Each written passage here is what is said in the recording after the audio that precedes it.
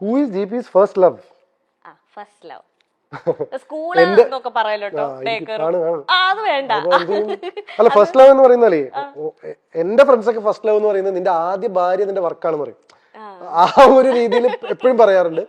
But first love എന്ന് പറയുന്നത് ആ ഒരു സമയത്ത്, അല്ലെങ്കിൽ what do I call infatuation ആണോ എന്താണെന്ന് അറിയില്ല. ശ്വേത എന്നാണ് കുട്ടിയുടെ പേര്. അവളും കല്യാണത്തിന് വന്നിരുന്നു. ഇപ്പൊ അമേരിക്കയിലാണ്.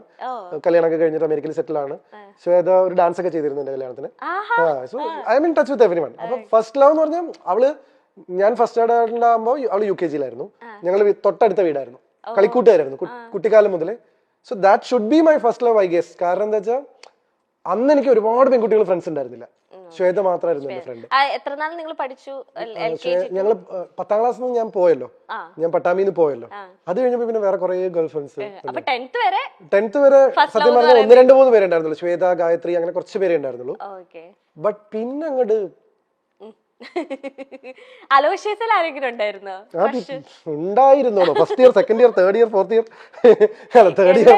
പിന്നെ ഐ ഹാഡ് എന്താ വെച്ചാലേ CIRS കഴിഞ്ഞപ്പോഴാണ് ഞാൻ ഭയങ്കര കംഫർട്ടബിൾ ആയത് പെൺകുട്ടികളായിട്ട്. കാരണം അവിടെ ഈ ഒരു ആൺകുട്ടി, നമ്മൾ സ്കൂളിൽ പഠിക്കുമ്പോഴേ പണിഷ്മെന്റ് കിട്ടിയാലാണ് പെൺകുട്ടികളുടെ കൂടെ പോയിരിക്കുക.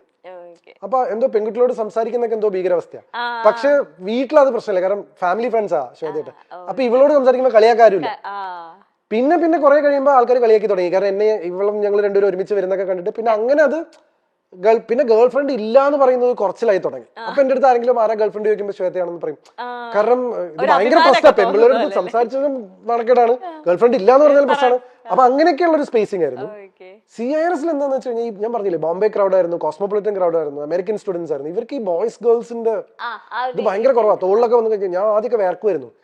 അത് കഴിഞ്ഞ അലോഷ്യൻസ് പോയപ്പോ എനിക്ക് ഇൻഹിബിഷൻ പോയി. അപ്പൊ എനിക്ക് ബോയ്സും ഗേൾസ് ഒക്കെ ഒരുപോലെ. അങ്ങനെ ഞാൻ കൂടുതൽ പെൺകുട്ടികളോട് കംഫർട്ടബിൾ ആവുന്നു. ലൈക്ക് എപ്പോഴും എനിക്കൊരു പ്ലസന്റ്നെസ് ഉണ്ടായിരുന്നു. പക്ഷെ അതും കൂടെ കഴിഞ്ഞോട് കൂടിയിട്ട് പിന്നെ ഫ്രണ്ട്സും ഗേൾസും ലവും ഒക്കെ അത്രയാണ്. ഞാൻ കമ്മിറ്റഡ് റിലേഷൻഷിപ്പിലായിരുന്നില്ല കേട്ടോ. ലൈക്ക് അത് ഞാൻ എടുത്ത് മുമ്പും പറഞ്ഞിട്ട് ഇപ്പോഴും പറഞ്ഞിട്ട്, ലൈക്ക് അങ്ങനെയായിരുന്നെങ്കിൽ എന്റെ കല്യാണം എപ്പോഴേ കഴിഞ്ഞേ. Like I was always in A confused space. ഈ കുട്ടിയാണോ, ഈ കുട്ടിയാണോ, ആ കുട്ടിയാണോ, ഈ കുട്ടിയാണോ, എന്തൊക്കെ സംഭവിക്കുന്നു ചോദിച്ചിട്ട് ആ ലൈനാണ്. ഇപ്പൊ ഡീപ്പ് ഡാൻസിൽ ഒരുപാട് ഇങ്ങനെ ലൈക്ക് എല്ലാരും ഏറ്റെടുത്തതിന് ഒരുപാട് ഗേൾസ് ഫാൻസ് വന്നിട്ടുണ്ടല്ലോ. അപ്പൊ അതില് ആരെങ്കിലും ഇങ്ങനെ കണ്ടിന്യൂസ്ലി ലൈക്ക് ചേട്ടന്റെ മെസ്സേജ് അയക്കുക, കോൾ ചെയ്യുക, അങ്ങനെയൊക്കെ നിന്ന ആരെങ്കിലും ഉണ്ടോ? കോളും ചെയ്തിരുന്നില്ല. എന്റെ നമ്പർ ഒന്നും മാർക്ക് കിട്ടിയാലും ഞാനിപ്പോ തന്നെ അത്രയും ഞാൻ ഹാൻഡിൽ ചെയ്യില്ലായിരുന്നു. പക്ഷേ I use to get letters എന്നോ, വീട്ടിലേക്കൊക്കെ കത്തുവരായിരുന്നു. ഞാൻ ഇൻസ്റ്റാഗ്രാം ഒരു സമയത്ത് അല്ല, ഇൻസ്റ്റാഗ്രാം അല്ല, ഫേസ്ബുക്ക് ഒരു കാലത്ത് സ്ഥിരമായിട്ട് നോക്കുമായിരുന്നു. പിന്നെ പേടിയാവാൻ തുടങ്ങി. ആൾക്കാർ ജീവിച്ചേട്ടൻ കല്യാണം വെച്ചാൽ ഞാൻ ആത്മഹത്യ എന്നൊക്കെ പറയുന്ന അന്നത്തെ കാലത്ത് അങ്ങനത്തെ കുറെ മെസ്സേജ്. പിന്നെ ചോരയിലൊക്കെ കത്തുവരായിരുന്നു.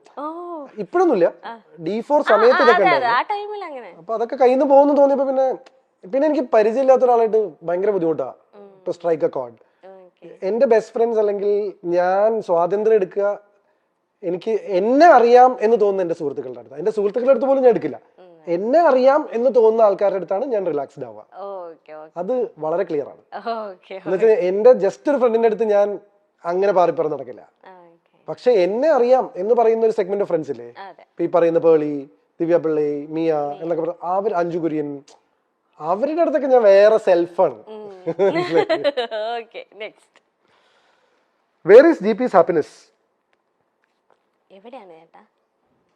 In whatever GP does. That is what my happiness is. Like ഞാൻ എൻ്റെ ഹാപ്പിനെസ് കണ്ടെത്തുന്നത് അല്ലെങ്കിൽ സ്പേസിങ്, ഞാൻ ചെയ്യുന്ന കാര്യങ്ങളിലുള്ള എൻ്റെ ഇൻവോൾവ്മെന്റ് ആണ് എൻ്റെ ഹാപ്പിനെസ്. ഇപ്പൊ എൻ്റെ ഹാപ്പിനെസ് കെന്ന ഷോ ആണ്. So that's how define my self. ഇപ്പൊ ഇതാണ് എന്റെ ഹാപ്പിനെസ്. അങ്ങനെ എനിക്ക് ഹാപ്പി ആവാൻ പറ്റുള്ളൂ. ഫോർ എക്സാമ്പിൾ എന്റെ ഒരു എലമെന്റ് ഓഫ് ഇത് ശരിക്കും ബ്രേക്ക് ചെയ്യാൻ പാടില്ല. ഐ ഡോണ്ട് നോ, ഞാൻ കെന്നയ്ക്ക് മനസ്സിലാൻ വേണ്ടി മാത്രം പറയാം. എന്തുകൊണ്ടാണ് ഞാൻ എന്റെ ഇൻവോൾവ്മെന്റിലെ ഹാപ്പിനെസ് എന്ന് പറഞ്ഞതെന്ന് വെച്ച് കഴിഞ്ഞാൽ, ഇവിടെ ഞാൻ 100% ഞാൻ ഇവിടെയാണ്. അപ്പൊ കെന്ന ഷോ എന്ന് പറയുമ്പോൾ കെന്നയുടെ മുഖത്ത് ഒരു റെസ്പോൺസ് വരണമായിരുന്നു. പക്ഷെ കെന്നയുടെ ചെവിയിൽ ഒരു ഇൻസ്ട്രക്ഷൻ വന്നുകൊണ്ടിരിക്കുകയായിരുന്നു ഞാനിത് പറഞ്ഞപ്പോ. മനസ്സിലായോ? ഇത് എന്റെ ഇന്റലിജൻസ് കൂടിയാണ്.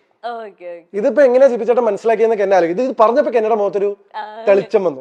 ഇതാണ് ഒരു അവതാരകനായിട്ടുള്ള ജിപിയുടെ ഹാപ്പിനെസ്. മനസ്സിലായില്ലേ? എന്ന് വെച്ച് കഴിഞ്ഞാൽ അത്ര അറ്റൻറ്റീവ് ആണ് ഞാൻ ഇവിടെ ഷോയില്. എന്ന് വെച്ചാൽ കെന്ന ഷോ എന്ന് പറഞ്ഞു കഴിഞ്ഞപ്പോ എനിക്കറിയാം എന്റെ ഓഡിയൻസിൽ നിന്ന് ഒരു റെസ്പോൺസ് വരുന്നു. അത് വരുന്നില്ല. എന്തുകൊണ്ട് വന്നില്ല? അപ്പൊ കെന്നയ്ക്ക് എന്തോ ഒരു ഇൻസ്ട്രക്ഷൻ കിട്ടിയിട്ടുണ്ട് പുറത്തുനിന്ന്. ആ ക്വസ്റ്റ്യൻ ആണ് അടുത്ത് കെന്ന എന്റെ അടുത്ത് ചോദിക്കാൻ പോകുന്നത്. Is this long 37 years? ചോദിച്ചോളൂ. ഓക്കെ, ഇനി ഞാനൊന്ന് ചോദിക്കണ്ടല്ലോ. എടാ, സ്റ്റേറ്റ് അവാർഡ് അവതരണത്തിൽ കിട്ടാൻ എളുപ്പമുള്ള കാര്യമല്ല. ഞാനൊരു നിമിഷം ഇങ്ങനെ കേട്ട് പോയി പകച്ചു പോയി എന്നൊക്കെ പറഞ്ഞു. അല്ല, this is A tip for you അതെ, ആസ് എ ആങ്കർ. മനസ്സിലായില്ലേ? ഇതൊരു ഇത് this is my happiness. ഇത് സ്കോർ ചെയ്തു. This is GP's happiness. അതാ ഞാൻ നിങ്ങളെ ടെക്നിക്കാലിറ്റി ഞാൻ ബ്രേക്ക് ചെയ്യണോന്ന് വരെ ഞാൻ ഇപ്പൊ ചിന്തിച്ചു. കാരണം നിങ്ങളുടെ ചെവിയിൽ ഒരു ഇന്നിയർ ഇരിക്കുന്നുണ്ടെന്ന് പ്രേക്ഷകർക്ക് അറിയില്ല. പക്ഷെ this is A content for you. ഇത് കെന്ന ഷോന്റെ ഒരു കണ്ടന്റ് ആണ്. വേറെ ഒരാൾ ഇവിടെ വന്നിരുന്നത് നിങ്ങൾക്ക് ഇങ്ങനെ ഒരു സാധനം പറയില്ല. കാരണം ഞാൻ അത്ര അറ്റൻറ്റീവ് ആണ്. ഞാൻ ഇത്രയും സംസാരിക്കുമെങ്കിലും എന്റെ ചുറ്റും നടക്കുന്നതിനെ കുറിച്ച് ഞാൻ എസ്പെഷ്യലി ഒരു ഷോ ആവുമ്പോൾ, കാരണം ഇത് എന്റെ ഏരിയ ആണ്. സത്യം. അപ്പൊ ചോദിച്ചോളൂ, ലോങ് 37 years? അല്ല, ചോദിച്ചോളൂ. അത് നിങ്ങൾക്ക് അവിടുന്ന് ഷോന്റെ ഒരു ഇൻസ്ട്രക്ഷൻ വന്നല്ലേ, ഞാൻ പറയാം.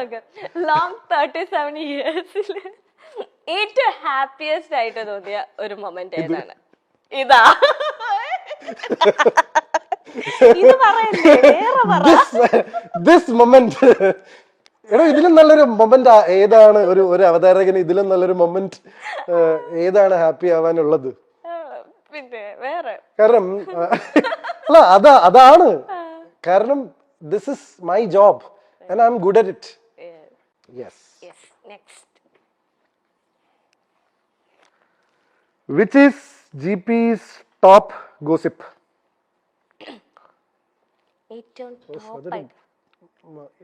ഞാൻ പക്ഷേ ഇല്ലേ, ഇന്ന് പണ്ടത്തെ ഒരു ഇന്റർവ്യൂല് ജസ്റ്റ് കേട്ടോണ്ടിരുന്നപ്പോഴത്തേനും കമന്റ്സും ജസ്റ്റ് ഞാൻ സ്ക്രോൾ ചെയ്തതാ. അപ്പൊ അതിലൊരു എന്തോ ഒരാള്, വ്യക്തിയുടെ പേരൊന്നും എനിക്ക് ഓർമ്മയില്ല, നല്ല ഡീറ്റെയിൽ ആയിട്ട് GP ചേട്ടന്റെ പേളി ചേച്ചിയുടെ ഒക്കെ അറിയുന്ന രീതിയിൽ പേളിയും GPയും ഇഷ്ടത്തിലായിരുന്നു. പിന്നെ അവരെന്തോ പിണങ്ങി. പിന്നെ അതുകൊണ്ടാണ് അവര് കെട്ടാത്തത്. അത് ഞാൻ ഇനി അങ്ങനെ അപ്പൊ ഞാൻ വെച്ചത് ഈ പേളിയും GP ചേട്ടനായിട്ട് ഞാൻ അങ്ങനെ ഗോസിപ്പുകൾ ഒന്നും കേട്ടിട്ടില്ല. അപ്പൊ ആ കമന്റിൽ എന്തോ ഗോസിപ്പ് ഉണ്ടായിരുന്നു എനിക്ക് തോന്നുന്നു. എനിക്ക് മേജർ ആയിട്ടുള്ള എനിക്കിതിൽ ഏതാ ദിവ്യപിള്ള, ഇതിൽ ഏതാണോ ടോപ്പ് ഗോസിപ്പുകൾ ഇഷ്ടംപോലെ ഉണ്ട്. എനിക്കത് മിയ ചേച്ചി ആയിട്ടായിരിക്കും. പക്ഷെ എന്താ അറിയോ, ദിവ്യപിള്ളയുടെ ഗോസിപ്പിന്റെ സമയത്ത് സോഷ്യൽ മീഡിയ സ്ട്രോങ് ആയിരുന്നു. അപ്പൊ അത് ഭയങ്കരമായിട്ട് ആഘോഷിക്കപ്പെട്ടു. അതിനാണ് ഞാൻ ആദ്യമായിട്ട് ജീവിതത്തിൽ ഒരു എക്സ്പ്ലനേഷൻ കൊടുത്തത്. നിങ്ങൾ ആ കണ്ടത് കല്യാണമല്ല, മീഡിയ എന്ന കാര്യത്തിൽ ഞാൻ എക്സ്പ്ലനേഷൻ കൊടുത്തു വന്നിട്ടില്ല. അപ്പൊ എനിക്ക് ടോപ്പ് ഗോസിപ്പിൽ ശരിക്കും സ്റ്റാറ്റിസ്റ്റിക്സ് എടുത്തു നോക്കണം.